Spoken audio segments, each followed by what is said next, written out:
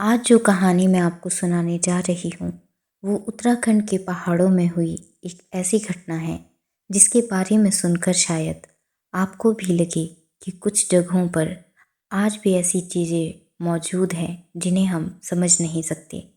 ये कहानी है निखिल और उसके दोस्त दीपक की। दोनों बचपन के दोस्त थे, घूमने फिरने के बहुत शौकीन। जहाँ भी कोई नई जगह मिलती बस बैग उठाते और निकल पड़ते। करीब 3 साल पहले दोनों ने फैसला किया कि इस बार किसी मशहूर टूरिस्ट प्लेस पर नहीं बल्कि किसी छोटे पहाड़ी गांव में घूमा जाए।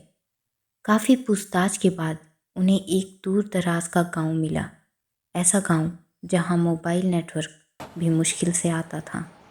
दोनों बस से पहुंचे और फिर पैदल चलकर गांव तक गए। गांव बहुत खूबसूरत था, लेकिन वहां पहुंचते ही एक अजीब बात उन्होंने नोटिस की। गांव के लोग उन्हें देखकर मुस्कुराते तो थे, लेकिन जैसे ही शाम की बात होती सबके चेहरे बदल जाते। अब एक बुजुर्ग ने तो सीधे कह दिया, बेटा रात होने से पहले घर के अंदर रहना। अब दीपक हंसने लग गया। क्यों बाबा, भालू वालू आते हैं क्या? बुजुर्ग ने जवाब नहीं दिया, बस इतना कहा, भालू दिख जाता है, वो नहीं दिखता। और फिर चुपचाप चले गए। दोनों को ये बात थोड़ी अजीब लगी, लेकिन उन्होंने ज़्यादा ध्यान नहीं दिया। उस रात वे जिस घर में रुके थे उसके मालिक का नाम मोहन सिंह था।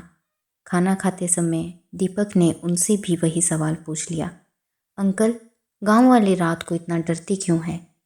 मोहन सिंह कुछ देर चुप रहे, फिर बोले, तुम लोग बाहर मत निकलना बस। लेकिन क्यों? क्योंकि यहाँ कभी कभी मेहमान आ जाते हैं। दीपक फिर हंस पड़ा। लगता है पूरा गांव ही पहेलियों में बात करता है। सब हंस दिए, लेकिन मोहन सिंह नहीं हंसे। उनका चेहरा बिल्कुल गंभीर था। रात करीब 10:30 बजे दोनों कमरे में बैठे बातें कर रहे थे। तभी खिड़की से बाहर से किसी के सीटी बजाने की आवाज़ आई। पहले तो उन्होंने ध्यान नहीं दिया, लेकिन थोड़ी देर बाद फिर वही आवाज़ आई। अब इस बार दीपक खिड़की के पास गया। बाहर कोई नहीं था, चारों तरफ अंधेरा। वो वापस बैठ गया। 5 मिनट बाद फिर वही सीटी। अब दोनों को थोड़ा गुस्सा आ गया। निखिल बोला, लगता है गांव के लड़के मजाक कर रहे हैं। दीपक बोला, चल पकड़ते हैं। और दोनों बाहर निकल गए। यहीं उन्होंने सबसे पहली गलती की। बाहर निकलते ही उन्हें एहसास हुआ कि पूरा गांव सो चुका था। एक भी घर में रोशनी नहीं थी, सिर्फ दूर जंगल की तरफ से हल्की सी सीटी सुनाई दे रही थी। दोनों उसी दिशा में चल पड़े। चलते चलते वे गांव से काफ़ी दूर आ गए। अचानक सीटी बंद हो गई और उसी समय उन्हें हंसने की आवाज़ सुनाई दी, बिल्कुल किसी बच्चे की जैसी। दोनों रुक गए। कौन है? कोई जवाब नहीं। फिर वही हंसी। इस बार दूसरी तरफ से निखिल ने मोबाइल की टॉर्च जलाई, लेकिन वहाँ कोई नहीं था। अब दीपक बोला, यार मुझे लग रहा है कोई हमारा मजाक बना रहा है। तभी पीछे से आवाज़ आई, हाँ बना रहा हूँ। दोनों झटके से पलटे, लेकिन वहाँ कोई भी नहीं था। अब डर लगना शुरू हो चुका था। वे वापस गांव की तरफ मुड़ गए, लेकिन कुछ मिनट चलने के बाद निखिल अचानक रुक गया। दीपक, क्या हुआ? ये रास्ता हमने पहले भी पार किया है। दीपक ने ध्यान से देखा। सामने वही टूटा पेड़ खड़ा था जिसे वे 5 मिनट पहले पार कर चुके थे। दोनों ने दूसरी दिशा में चलना शुरू किया, लेकिन कुछ देर बाद फिर वही पेड़ सामने था। अब दोनों की हालत खराब होने लगी। उन्हें समझ नहीं आ रहा था कि आखिर हो क्या रहा है। तभी दूर एक पत्थर पर कोई बैठा दिखाई दिया, लगभग 12-13 साल का लड़का। सिर पर पुरानी टोपी और चेहरे पर अजीब सी मुस्कान। दीपक ने राहत की सांस ली। चलो कोई तो मिला। दोनों उसके पास पहुंचे। भाई, गांव का रास्ता किधर है? लड़का मुस्कुराया। कौन सा गांव? अरे वही जहाँ से हम आए हैं। लड़का हंस पड़ा। वहाँ वापस जाना इतना आसान नहीं होता। निखिल चिढ़ गया। मजाक मत कर, रास्ता बता।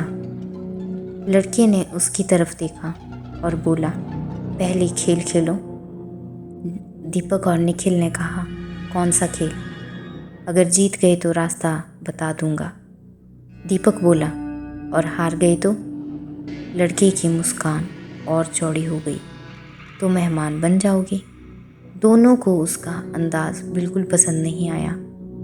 वे वहाँ से जाने लगे, लेकिन तभी दीपक अचानक जोर से हंसने लगा।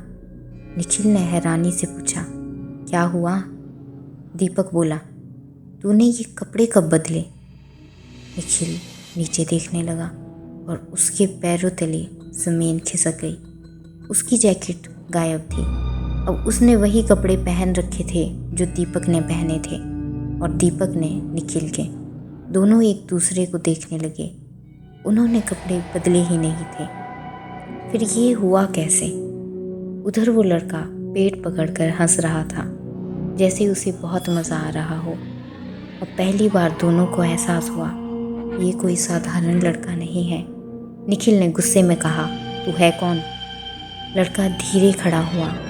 उसकी मुस्कान गायब हो गई और उसने कहा, लोग मुझे बहुत नामों से जानते हैं, लेकिन यहाँ मुझे छलावा कहते हैं। ये सुनते ही दोनों के शरीर में सिहरन दौड़ गई, क्योंकि गांव वालों की सारी बातें अचानक याद आने लगी। और तभी उनके आसपास का जंगल बदलने लगा। हवा ठंडी हो गई, पेड़ों की परछाइयाँ लंबी होने लगी और दूर कहीं से वही खिलखिलाहट फिर सुनाई दी। लेकिन इस बार वो सिर्फ एक नहीं थी। ऐसा लग रहा था जैसे अंधेरों में सैकड़ों लोग एक साथ हंस रहे हो। और छलावा धीरे से बोला, अब खेल शुरू करते हैं।